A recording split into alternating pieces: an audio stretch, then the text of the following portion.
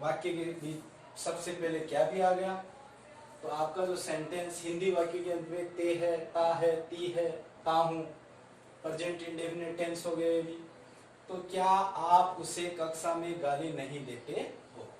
सबसे पहले find out subject, और सब्जेक्ट के अकॉर्डिंग आपको हेल्पिंग वर्ब यूज करनी है, डू डज। तो देखिए सब्जेक्ट क्या है इसमें, सब्जेक्ट हो गया आपका आप, तो इसके अकॉर्डिंग आप यूज करेंगे, तो क्या आप, डू यू। इसके बाद में स्ट्रक्चर में आपने देखा था सब्जेक्ट के बाद में नॉट, डू यू नॉट। गाली देना अब्यूज, डू यू अब्यूज। इसके बाद फाइंड आउट ऑब्जेक्ट, ऑब्जेक्ट भी है, उसे him in the class, question mark, do you not abuse him in the class, क्या आप उसे कक्षा में गाली नहीं देते हो? आपका सेंटेंस बनकर तैयार है। सबसे पहले क्या, हेल्पिंग वर्ब यूज कर ली, सब्जेक्ट यूज कर लिया, सब्जेक्ट के बाद में नोट यूज कर लिया, first form of the verb, object, others, complement जो भी है। इसके बाद नेक्स्ट सेंटेंस देखिए, आप मेरी समस्या क्यों नहीं समझते हो? आप मेरी समस्या क्यों नहीं समझते हो? तो सबसे पहले वाक्य के बीच में देखिए, what kind of sentence is this, this is an interrogative negative sentence, ये प्रश्नवाचक नकारात्मक वाक्य है, वाक्य के बीच में क्यों और नहीं। तो आप जो फॉर्मूला, जो स्ट्रक्चर बताया उसके अकॉर्डिंग अपना सेंटेंस बनाएं। सबसे पहले आपको वाक्य के बीच में क्वेश्चन वर्ड बुलाओ, इधर why, use helping verb according to subject, do, why do you, subject के बाद में not, why do you not, समझना verb, understand my problem, problem question mark, why do you not understand my problem, आप मेरी समस्या क्यों नहीं समझते हो। इस प्रकार से आप बहुत सारे वाक्य फ्रेम कर सकते हैं। आपके माइंड में स्ट्रक्चर का होना बेहद जरूरी है। अगर आपके माइंड में स्ट्रक्चर एक बार सेट हो गए, व्यवस्थित हो गए, तो निश्चित रूप से आप इंग्लिश में ब्रेन ड्रेन बन सकते हैं। स्ट्रक्चर के अकॉर्डिंग आप बहुत बड़े बड़े लेटर वगैरह है, निबंध वगैरह हैं, स्टोरी वगैरह हैं, किसी भी प्रकार के क्वेश्चन का आंसर है, चाहे वो शॉर्ट टाइप क्वेश्चन हो, लॉन्ग टाइप क्वेश्चन हो, सबके आंसर्स दे सकते हैं। नेक्स्ट सेंटेंस देखिए, क्या वह रोज स्कूल नहीं आती है? तो इसमें देखिए आप सबसे पहले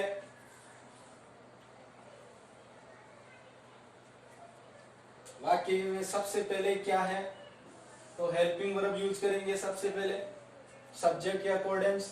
तो सब्जेक्ट है वह स्त्रीलिंग के लिए आया है, तो सबसे पहले यूज करेंगे तो आप हेल्पिंग वर्ब डज, इसके बाद में subject, does he not, find out main verb आना, कम तो स्कूल कॉम्प्लीमेंट हो गया, डेली एडवर्ब हो गया, और क्वेश्चन मार्क लगा दीजिए, does she not come to school daily. Video shoot कर लें और प्रैक्टिस करें, अधिकतम सेंटेंस बनाएं। आप ये चारों प्रकार के सेंटेंस आपको नॉर्मली बेसिक पैटर्न पर आपको बताए गए, ऐसे भी नहीं कोई हाई फाई आपको कोई सेंटेंस बताए गए हों। आप एक बार प्रैक्टिस करें और अपने आप को इस व्यू पॉइंट में डालें कि वास्तव में मैं सेंटेंस बना सकता हूं।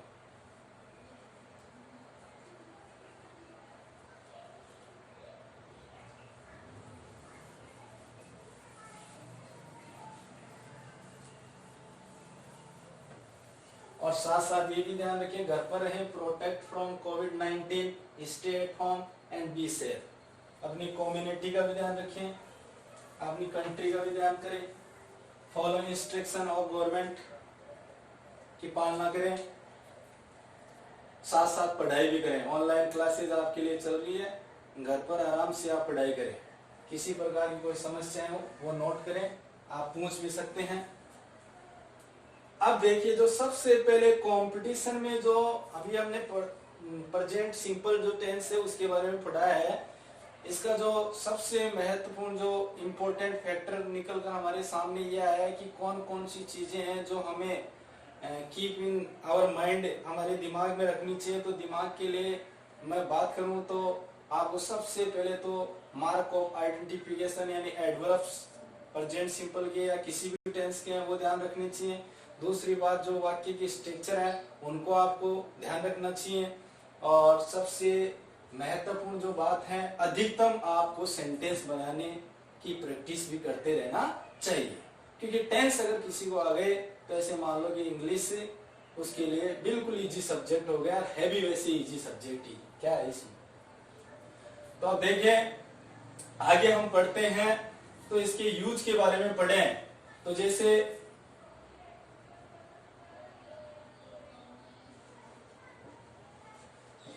सिंपल जो प्रेजेंट टेंस हमारा अभी अभी कंप्लीट हुआ है, प्रेजेंट सिंपल टेंस जो आपका चल रहा है, तो जो इम्पोर्टेंट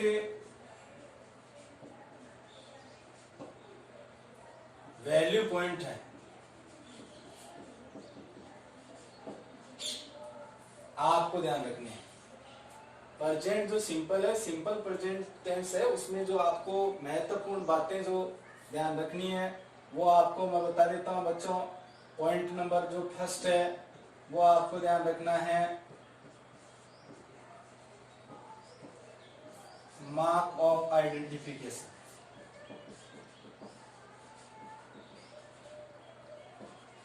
मीन्स इंग्लिश एडवर्ब,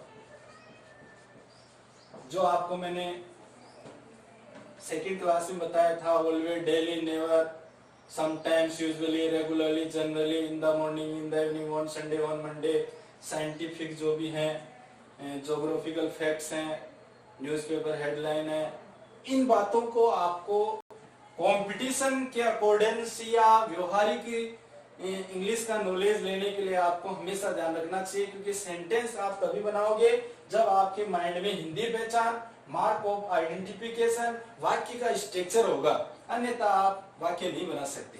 बाकी है बिल्कुल इजी। दूसरी बात है, जो यूज होते हैं उनके बारे में आपको ध्यान रखना काफी महत्वपूर्ण होता है। अब जैसे हम यूज के बारे में पढ़ें तो, और तीसरी बात सॉरी, स्ट्रक्चर्स, जो 4 स्ट्रक्चर्स आपको बताए गए हैं वो भी ध्यान रखने हैं। इसका प्रयोग कहाँ होता है, इसके रचना सूत्र कौन कौन से हैं, तो हम अभी देखें, शॉर्ट में देखें तो टू मेंशन,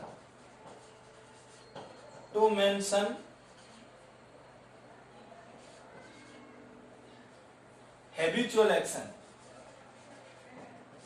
सबसे पहले हैबिचुअल एक्शंस वगैरह जो हैं प्रेजेंट सिंपल में इंडिकेट होते हैं। हैबिचुअल एक्शन आप प्रेजेंट सिंपल टेंस में एक्सप्रेस कर सकते हैं, to mention habitual action.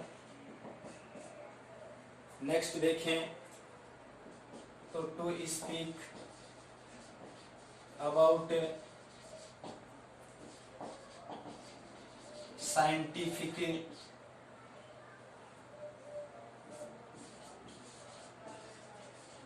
Geographical facts जो भी हैं प्रेजेंट सिंपल में कंपटीशन के अकॉर्डिंग देखें। अभी आप वीडियो शूट कर लें।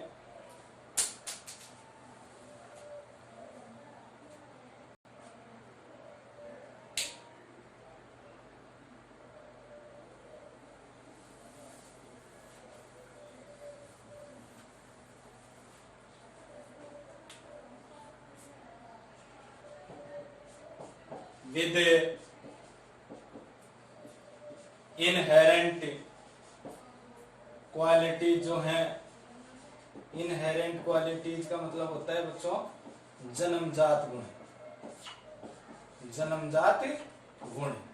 इनको एक्सप्रेस करने के लिए प्रेजेंट सिंपल का यूज होता है। फोर्थ में चले हम तो न्यूज़पेपर हेडलाइन,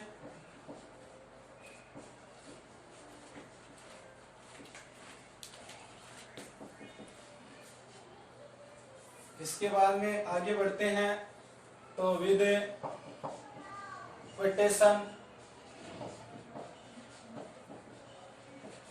कथन वगैरह जो है,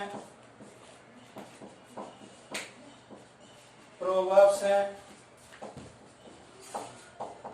प्रेजेंट सिंपल में ही मेंशन होती है।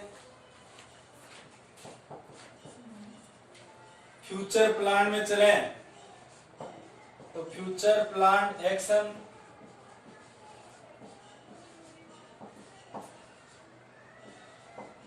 भावी नियोजित कार्यक्रम, भावी नियोजित कार्यक्रम के लिए। आगे हम बढ़ते हैं तो आगे हम देखें तो हमारे सामने और भी यूज आते हैं इसके, जैसे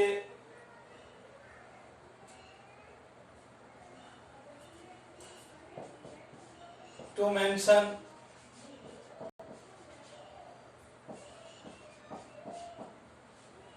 पास्ट हिस्टोरिकल फैक्ट्स जो हैं ये भी आप प्रेजेंट सिंपल में यूज करेंगे। और इसी प्रकार से ओपन जो कंडीशन है आपकी, ओपन कंडीशन, खुली शर्त वाली जो सेंटेंस है उसमें भी आप प्रेजेंट सिंपल टेंस यूज करेंगे। कुछ वर्ब्स और हैं जो नेक्स्ट क्लास में हम मेंशन करेंगे। यहाँ आप प्रेजेंट सिंपल का यूज कर सकते हैं। ऐसी बातें आपके माइंड में होना बेहद जरूरी है। इनहेरेंट को अब इसमें वीडियो शूट कर लें, कुछ एग्जांपल्स आपको बताते हैं इनके अकॉर्डिंग्स।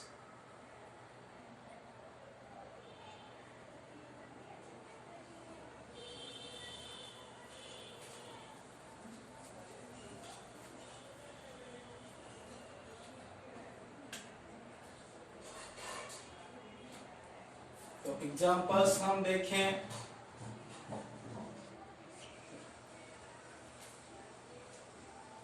तो अभी हमें पढ़ा हैबिचुअल एक्शन वगैरह है, इनहेरिटेड क्वालिटीज हैं।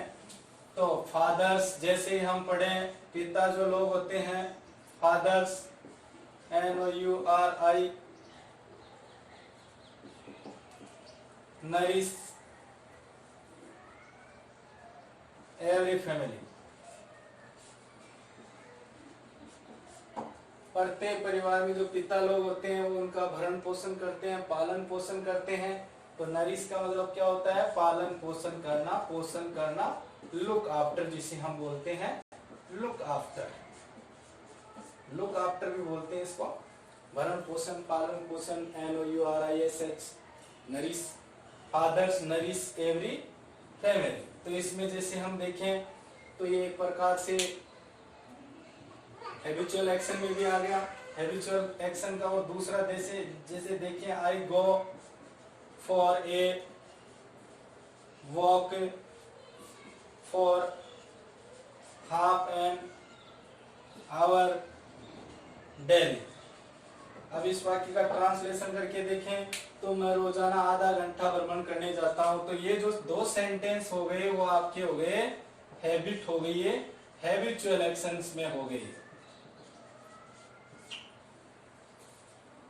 हैबिचुअल एक्शन में हो गए आपके दो सेंटेंस। देखें तो हम ऐसे हम नेक्स्ट आगे बढ़े तो एवरी सेंट सेज गॉड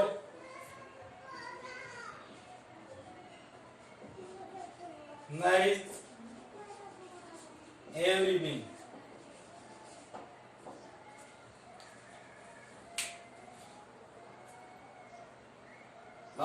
प्रत्येक प्राणी का पोषण करता है। ये हर संत कहता है, एवरी सेंट सेज, प्रत्येक संत कहता है कि भगवान है वो प्रत्येक प्राणी, एवरी बिग प्राणी का पोषण करता है। तो ये देखो आपका क्या हो गया, गॉड नरिश एवरी बिग, प्रत्येक प्राणी का पोषण करता है, भगवान प्रत्येक प्राणी का पोषण करता है। तो इसी प्रकार से ये क्या हो गई आपके लिए, एक प्रकार का कथन देखें या प्रोवर्ब देखें, क्वोटेशन देखें, तो उसमें इंक्लूड मान लें आप इसको। इसी प्रकार से 3 die in car truck accident, 3 लोग हैं कार ट्रक एक्सीडेंट में मारे गए। तो ये क्या हो गया, एक प्रकार से समाचार पत्र की जो हेडलाइन है उसमें हम देखें तो मेंशन करें तो ये प्रेजेंट सिंपल में ही मेंशन होगा। नेक्स्ट आगे बढ़े, इसी प्रकार से देखिए पूर्व में भी पढ़ चुके हैं, the sun sets in the west, सूर्य पश्चिम दिशा में अस्त होता है। यहाँ देखिए सेट्स, ये क्या हो गया, शास्त्र यूनिवर्सल ट्रूथ हो गया। साइंटिफिक फैक्ट में देखें तो water boils at 100 degree Celsius, ये इसी प्रकार से साइंटिफिक फैक्ट ये हो गया, यूनिवर्सल ट्रूथ हो गया। इन्हें आप नोट कर लें, वीडियो शूट कर लें एक बार।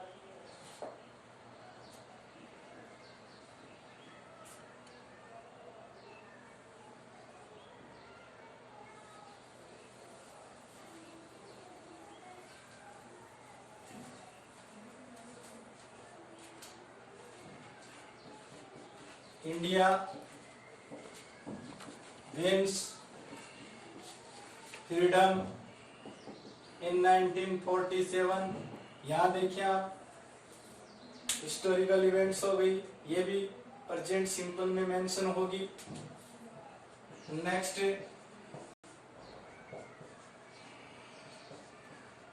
द प्राइम मिनिस्टर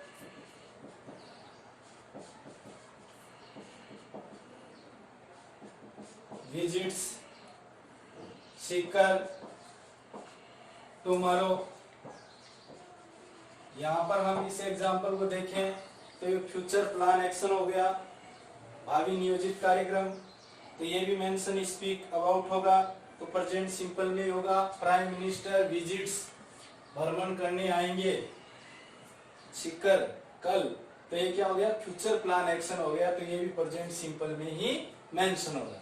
ऐसे ही हम ओपन कंडीशन की बात कर रहे थे, तो ओपन कंडीशन का जो स्ट्रक्चर होता है उस स्ट्रक्चर के अकॉर्डिंग आप सेंटेंस बना सकते हैं। तो ओपन कंडीशन में आपको इफ का ध्यान रखना है, इफ है, वेदर है, अनलेस है, इन केस है, इनको आपको विशेष ध्यान रखना है। इनके साथ में प्रेजेंट सिंपल यूज होगा और आगे आपको फ्यूचर सिंपल यूज करना होगा। जैसे if he works hard, he will get good marks। अगर वह कठोर परिश्रम करता तो अच्छे अंक प्राप्त कर लेता। तो यहाँ पर देखो इफ के साथ में यहाँ प्रेजेंट सिंपल मेंशन हुआ है, ई के साथ फर्स्ट फॉर्म में ऐसे यस, आगे future simple will shell get first form. तो इसको भी आप इसे ध्यान रखिए। कॉम्पिटिशन के अकॉर्डिंग ओपन कंडीशन से संबंधित एग्जाम्पल अवश्य पूछे जाते हैं। तो ये हमारा प्रेजेंट सिंपल, और भी इसमें बहुत सारे छोटे छोटे रूल्स हैं, उन्हें आप तैयार करें और आप टेंस को अच्छी तरह से तैयार करके आगे ट्रांसलेशन में किसी भी प्रकार की कोई मुसीबत ना हो तो लगातार आप तैयार करते रहें। थैंक्स।